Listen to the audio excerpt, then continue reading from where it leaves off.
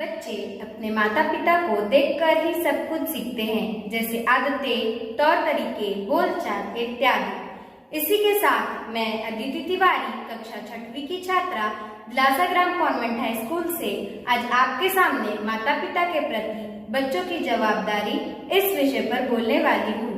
जैसा कि आप सभी जानते हैं कि बच्चों के लिए उनके माता पिता हमेशा उनके उदाहरण होते हैं। कभी कभी मुसीबत पड़ने पर वो उनके बताए गए मार्गदर्शन का पालन भी करते हैं और छोटी उम्र से ही यह आदत बच्चों में पड़ जाती है। जैसे जैसे बच्चे बढ़ते हैं वह अपने माता पिता के व्यवहार और कार्यों का अनुकरण करते हैं।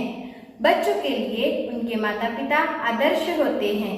उनकी बुद्धिमत्ता और आदतें भी बच्चों में जाती हैं। इसीलिए बच्चों को अच्छी और बुरी आदतों का बीच का अंतर समझाना और अच्छी आदतों को अपनाने के लिए कहना जरूरी होता है। मनुष्य अपने जीवन में अनेकों उतार चढ़ावों से होकर गुजरता है।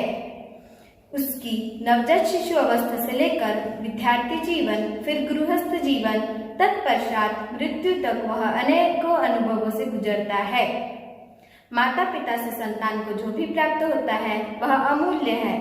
आज संसार में यदि हमारा कुछ भी अस्तित्व है या हमारे इस जगत में कोई भी पहचान है तो उसका संपूर्ण श्रेय हमारे माता पिता को ही जाता है।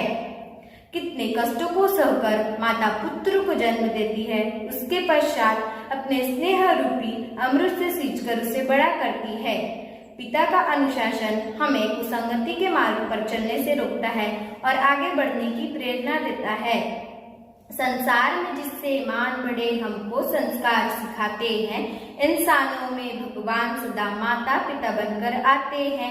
हर इच्छा पूरी करते वो कल्प वृक्ष सम होते हैं। उनकी छाया में पलकर जीवन में बड़े हम होते हैं। वे जलाकर दीप की भांति हमें जीवन में राह दिखाते हैं। इंसानों में भगवान सदा माता पिता बनकर आते हैं। अच्छे कर्मों के फलस्वरूप हमें माँ की ममता मिलती है। पिता से शिक्षा पाकर ही जीवन में सफलता मिलती है। इसी के साथ धन्यवाद।